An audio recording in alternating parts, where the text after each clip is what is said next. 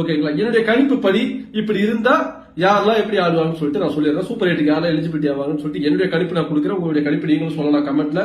So என்னுடைய கணிப்பு படி குரூப் ஏல இருந்து India, USA, Namibia, Netherlands, Pakistan. So India and Pakistan will be eligible என்னுடைய கணிப்பு படி. பட் யுஎஸ்ஏ டஃபா இருப்பாங்க போல, நல்ல டீம் தான்.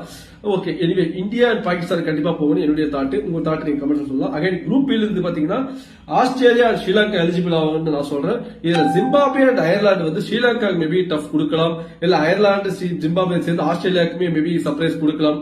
பட் என்னுடைய இது படி பாத்தீங்கன்னா ஆஸ்திரேலியா ஸ்ரீலங்கா எலிஜிபிள் ஆகும்.